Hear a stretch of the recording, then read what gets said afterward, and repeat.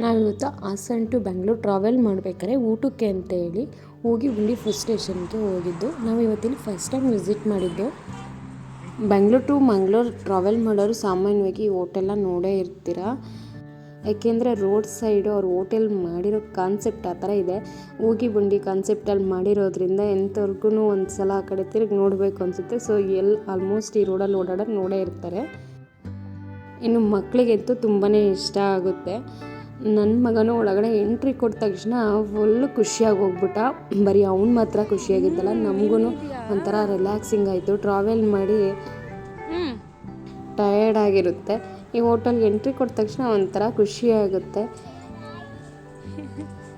ಇನ್ನು ಊಟಕ್ಕೆ ಟೇಬಲ್ಸ್ ಎಲ್ಲ ಬಂದ್ಬಿಟ್ಟು ಸೇಮ್ ಟ್ರೈನ್ದು ಬೋಗಿ ಎಲ್ಲ ಹೇಗಿರುತ್ತೋ ಅದೇ ಕಾನ್ಸೆಪ್ಟಲ್ಲಿ ಮಾಡಿದ್ದಾರೆ. ಮತ್ತು ಒಳಗಡೆ ಎಂಟ್ರಿ ಕೊಟ್ಟ ತಕ್ಷಣ ಅದು ಮೇಂಟೆನೆನ್ಸ್ ಆಗಲಿ ಸರ್ವಿಸ್ ಆಗಲಿ ಅಷ್ಟು ಕ್ಲೀನಾಗಿದೆ, ತುಂಬಾ ಚೆನ್ನಾಗಿದೆ.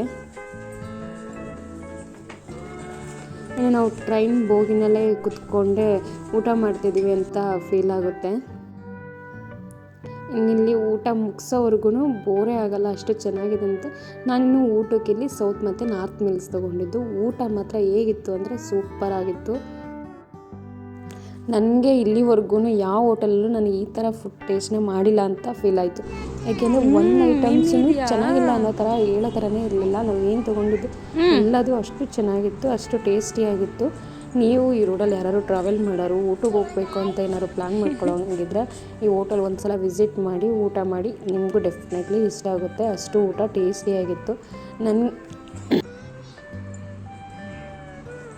ನನಗಿಲ್ಲಿ ಫುಡ್ನ ಟೇಸ್ಟ್ ಮಾಡಿ ನೋಡಿ ಫುಡ್ಡು ತುಂಬ ಇಷ್ಟ ಆಗಿದ್ದಕ್ಕೆ ನಾನು ಯೂಟ್ಯೂಬಲ್ಲಿ ಒಂದು ವಿಡಿಯೋ ಮಾಡಿ ಹಾಕಬೇಕು ಅಂತ ಹೇಳ್ಬಿಟ್ಟು ವಿಡಿಯೋನ ಮಾಡಿ ಅಪ್ಲೋಡ್ ಮಾಡ್ತಾಯಿದ್ದೀನಿ.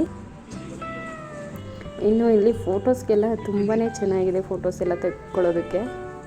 ನೀವು ಒಂದು ಸಲ ಹೋಗಿ ಹೋಟೆಲಲ್ಲಿ ಊಟ ಮಾಡಿ ಟ್ರೈ ಮಾಡಿ ನೋಡಿ, ತುಂಬಾ ಚೆನ್ನಾಗಿದೆ.